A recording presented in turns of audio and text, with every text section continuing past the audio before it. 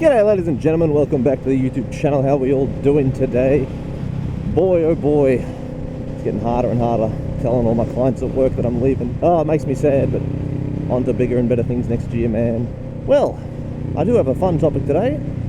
So ladies and gents, before we get into it, g'day. My name is Nathan, I make videos on motorcycles. If you like my content, please leave a like, comment and subscribe. There's always videos daily, you know how we do things around here. Keeping it exciting, doing stuff. And maintaining that consistency is keeping the will to live. Really fun. But ladies and gents, so you want to buy a motorcycle, huh? Well, there's a few things you need to think about before these, because there's a few factors that should be for and against buying a bike. Now look, if you're one of those people that just wants to get a new form of transport because you want to get into a new hobby, absolutely send it. But if you're a reckless person by nature, just maybe think twice. But remember, there's a few factors you need to worry about when buying a bike that's more than just buying a bike. Now obviously different countries have different standards and different rules. I don't know how the American one works with the MSF course, and if you need to do it or if you don't, and also the fact you could just buy a bloody leader bike straight out the gate. But I'm going to go over how it works in Australia first. Remember, if you want to get into buying a motorcycle, getting your license costs you around about $1,000, and that's before you buy the gear and everything else. So in Australia, we have this lovely thing called a LAMS motorcycle scheme. So obviously, as your first motorcycle, you're stuck to the 660 class and below. All 600cc super sports are off limits, and those bikes that are in the 600 class are still heavily down-tuned because, well, they don't want people hurting themselves. Yes, you can tune them to make them more powerful, but that is illegal. But I'm not going to tell you what not to do, because I would have done it if my bike had the ability to ages ago. So you've got to book in your learner's course. So obviously you're going to have questions on theory and literal. They give you a little book you can read, although if you fail it, honestly, you shouldn't be on the road anyway, because the theory side of things, it's very basic, you know, levels of stuff. It's like, hey man, if you come up to a red light, do you slow down? Kind of levels of questions. So you do a 2-day learner's course, which is your basics and your initial bit of theory. So it'll be, can you start a bike, how to roll a bike with you off the bike, how to roll the bike when you're on the bike, how to clutch in, accelerate and go around in a small little loop. That's basically day 1 of the learner course.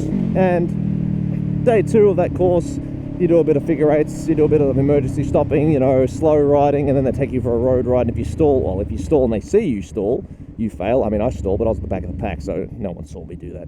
And if you drop it during this learner course, you don't really fail unless you drop it on the road ride, so that's okay. All right, that's step 1. Minimum, you have to have your learners for 3 months, remember that? And you need to complete a check ride in that 3 months if you want to do your license straight away. The learners last for about 1.5 years if you don't do it straight away, so don't feel like you're rushed to do the actual license assessment. I did it fast because I didn't want to be stuck on my L's, because you got to wear your high-vis jacket and have an L plate, and it's awful. So I did 2 months of riding, and then I did my check ride. A check ride is just basically going over all of the basics again. You know, you do your stop starts, your slow rides, your emergency brakes, and your little basic skills, and then take you for a road ride, make sure you can actually do all the stuff you say you claim to be able to do.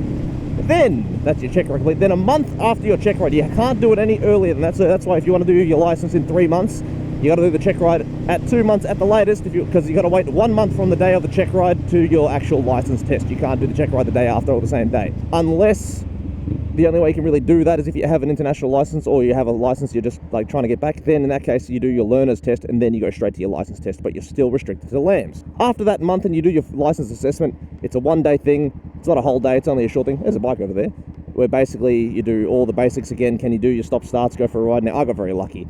My loaner teacher was bloody, oh mate, he just was happy to be done and dusted fast. You do your basics. Can you go around a circle? Can you stop? Now, I really only have to do that because he was too lazy to do it anymore. So I was like, cool. All right. So he didn't have to demonstrate anything. And legally, they're supposed to demonstrate everything 3 times. But he was just like, you know what you're doing. And I was like, red. So you do that. You go on the road. You do your test. And then they give you an assessment. Now, if you pass, fantastic. If you don't pass, you got to do it again. Now that you've passed, your learner plate goes in the bin. Your high-vis jacket, you can keep it or piff it. I piffed mine straight away. Now you've got your license. Now remember, if you don't own a bike, you still got to buy a bike. Now that's where a bit more of the money comes in. So gear alone costs you anywhere from $600 to $1,000. I would spend about $1,000 on gear. Don't cheap out on helmets and stuff. Now look, all the cheap helmets will still protect you, but I would go a little bit better with helmets, and obviously get yourself a nice jacket, pair of boots and pants. Gloves, don't sleep on the gloves. I would recommend Not so much these ones. I would recommend the ones with the palm sliders. If you do fall and you put your hands out, because you don't fall down like this. You fall down like this usually. And if you have the palm sliders, your hands will slide along the ground, helping you maintain your balance. Whereas if they're grippy like this, you'll probably just grip and then fall and slide in different ways. Although I did fall off with these gloves once. You can see there's a bit of a hole in that pinky finger. But you know what?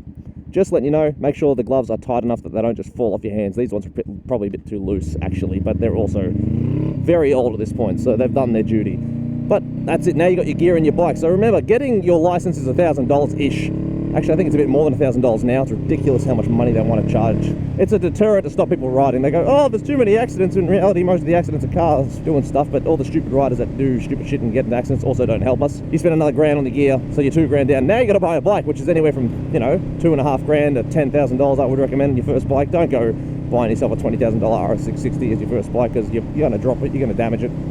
You might be a unicorn and not drop it, but the chances are you're going to drop it. All right, and that's just the basics of getting your license and doing all that stuff. Now, remember, the one thing you're going to experience when you get your license, or tell people you're going to get your license, is, oh, bikes are dangerous. I know a person who fell off and got eaten by sharks once. I know a guy who fell off and got split 3 ways.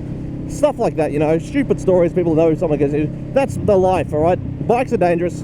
Fantastic. Stop telling me about it. And if you do, I don't care. When I was on my L's, I had people yelling at me from windows of their cars going, oh, you're going to die, you're going to hurt yourself, and I would just respond, I hope so, I hope I do, at least I'll be happy. And I know that's like the morbid Gen Z humor, but like, oh boy, shut them up fast. And that was my main goal, because they go, oh, why are you so morbid? I'm like, mate, I'm just having a good time, piss off. So you're going to hear all that crap, and you know what, I don't care. I hate hearing it.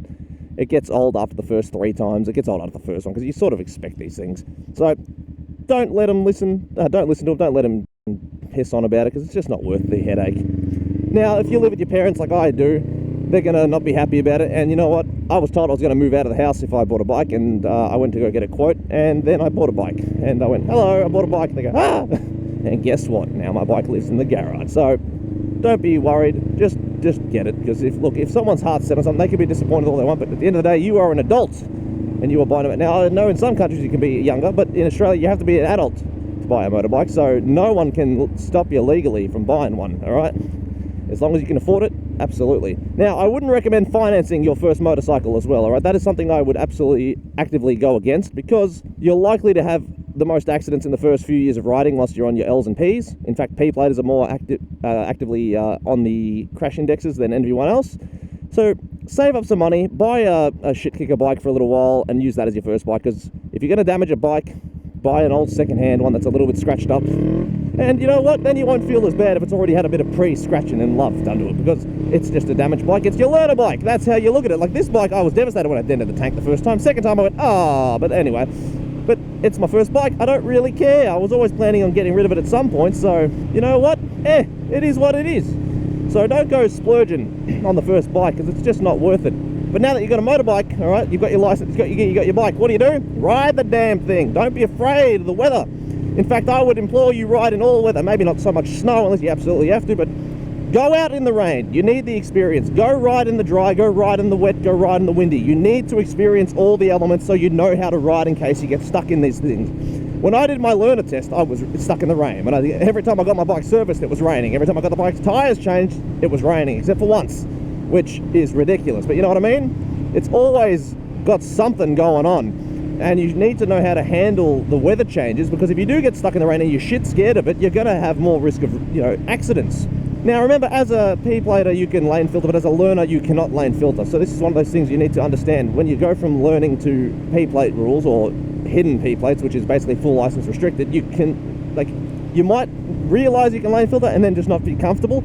If you are not comfortable lane filtering, do not do it yet. Wait till you are comfortable. Like even on the first day, I did a few very slow filters before I even the first week, I was still very timid about it. I didn't want to do it because I didn't feel like I was ready to do my lane filtering. And you know what? I'm glad, because if you go into the deep end, you might hit a car, you might scratch a car. Now, I've hit a car with my brake before, my lever, didn't damage it, I was happy. In a video, I was really tired, and I actually ended up clipping the back of a BMW with my peg. I told her it was okay, there's a little scratch, but she was okay with it. But then I said, let's pull over, we'll have a yarn, because I like to let people be a bit more comfortable. She was just happy I pulled over. She was a wonderful lady, very smiley, And she was just glad I pulled over and did something. I was like, look, I'm not going to be a dick about it. If you want me to get the insurance involved, we will. But she was like, don't worry, it's just a light scuff. And fortunately, it was the rubber part of the peak that hit it. So, but you know, just things like that. So even if you're confident, like I'm very confident lane filtering, you still might have a little scrap here and there. In fact, I hit one of the little reflectors that you see near the lights once, and it popped out of the ground, and my front wheel slipped on it and washed out, and I nearly ended up binning it into a car. Now, that would have been a not my fault scenario, because that would have been a Vic Roads issue, but still, be prepared for these things. So you got to make sure you practice all your skills of being able to stay upright even in these scenarios. So don't ever get to the point where you think practicing is beneath you.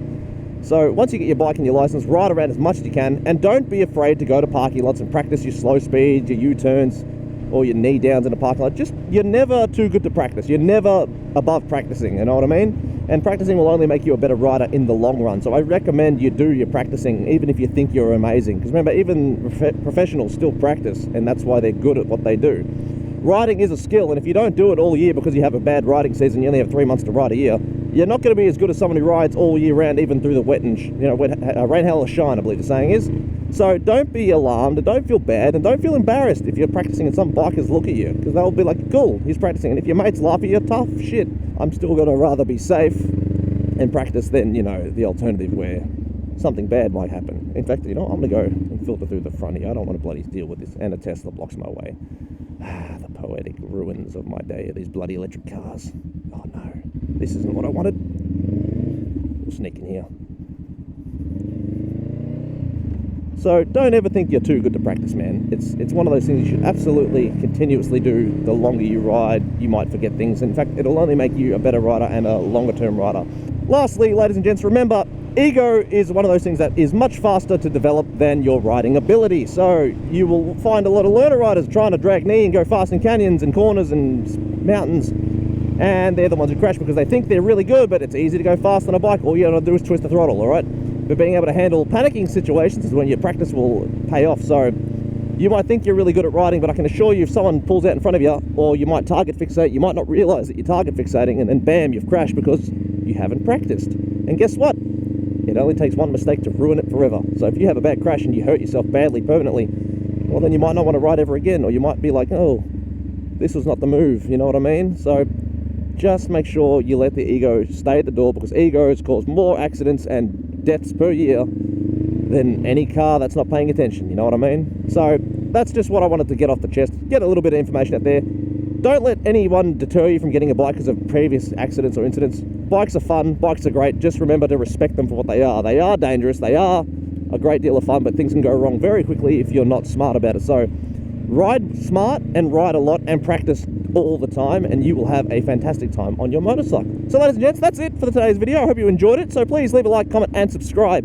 If you want to give me any other ideas or video topics, please leave them down below as well. I'll happily get to some if they're worth my time and yours. Otherwise, take it easy, keep it cheesy. I love you, but it's time to leave you. Ride well, ride safe, and ride far, and have a good one. Peace. Bye.